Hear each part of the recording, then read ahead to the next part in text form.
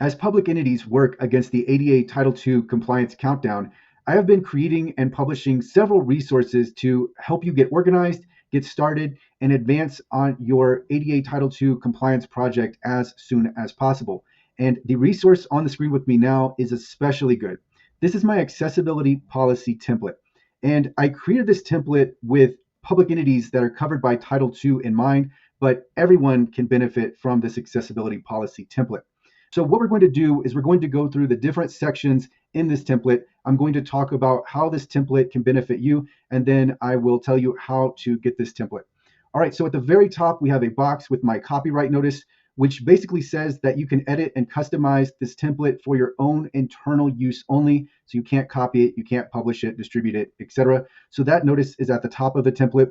And then we get right into the template itself, starting with the heading 1, which is the organization name, accessibility policy. And then there is a section for commitment, purpose, scope. And for the scope, we're going to list out our different digital assets and digital content. And then we have responsibilities. So there's an initial paragraph talking about the responsibilities, and we appoint the different people for these different roles. And I have pre-populated 4 roles: accessibility coordinator, technical lead, content manager, and then compliance officer. And then so for each of these roles, I have added several bullet points delegating responsibilities and outlining what they are responsible for within these different roles. And then scrolling down, we have the law. So in this case, it's going to be Title II, the ADA. We have the standards, WCAG 2.1 AA. And then we have a section on procurement. And then procurement is subdivided into accessibility services and digital products. So for accessibility services, I outline what is required for the organization to select a vendor and how they will evaluate those service providers. And then when we get into the digital product vendors, I also have requirements for evaluating the different digital products. All right, so moving down, we have a section on training and training being required, and then there being essentially two levels of training. One level of training is for the employees, staff, contractors who are directly working on a regular basis on digital. They're interacting and they're involved in creating, updating, editing, or procuring digital assets or content on a regular basis, and then everyone else in the organization. And then I have a section on how the organization, the different roles and the departments will review digital content and digital assets and how they will evaluate them for accessibility. And then on this section, I have a sample timeline, and this timeline includes a timeline for training, a timeline for the 2 sample websites that I've pre-populated, a timeline for the mobile accessibility, a timeline for the PDF remediation, a timeline for integrating accessibility into our social media content and processes. And then I have a final timeline for the deadline for all of this to be done. And then we have a budget that is set out. And so part of the budget is employee compensation. Another part of the budget is for accessibility services and training. And then we have miscellaneous expenses, and then a section on software. I also have a section on a hub. So of course we need to keep everything centralized, and a hub will house all of our documents, all of our progress, etc.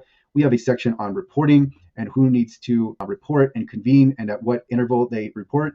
And then we have penalties for not meeting stated deadlines. We have publishing an accessibility statement. So there's a section on how we're going to go about publishing and who is going to publish it and when it's going to be reviewed. And then we have a section on soliciting feedback, responding to feedback. And then similarly with support, we have a section outlining what we will do for support specifically for accessibility. And then the last section really just puts the policy into effect. All right, so this policy is so helpful because not only do you have this template and you can use this template and customize it, but the outline sets out in a way what you need to do and the flow in which you will do it to really advance and organize your compliance project. So by now, if you've watched some of my previous videos, you have a really good idea of how to start. But what an accessibility policy does, or one of the things that it does, is it organizes your efforts into one centralized document. So this is going to go inside of your hub, and everybody is going to work off of the framework that is set out in your policy. So this is not only going to help you in the fact that you can easily customize this and have a policy, but then you will also have really an outline and a map of sorts on how to progress in your compliance project. So this is extremely helpful. And what I'm going to do is I'm going to review this a few more times before I publish it.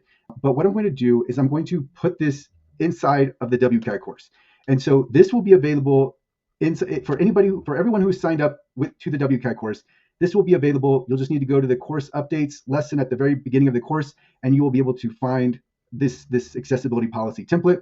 And then at some point, I will add in a video explanation how to use this template and really some more in-depth explanations on the different sections and what they are for, etc.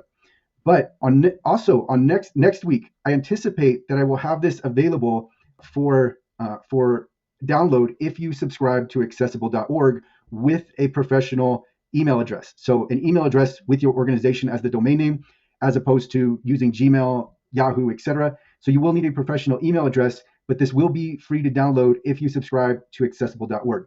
So this accessibility policy will be available shortly. But for now, just know that it's coming. And then also just for this video, this will help you start to better hone in on exactly how to organize and start your ADA Title II compliance project. And then as I mentioned, this can help anybody, every organization who really has an accessibility project that they need to organize. An accessibility policy is where you will gravitate towards regardless, because you need to have documentation on what are we doing? How are we going to accomplish this? Who's responsible? What are the deadlines? What are they responsible for? What is the scope of our project, etc.? And you will find yourself creating an accessibility policy of sorts anyway. So this document can really help you get started. And then, as I said, it's a framework. It's here for you to customize and use for your purposes. So I will include more updates and more information in the description.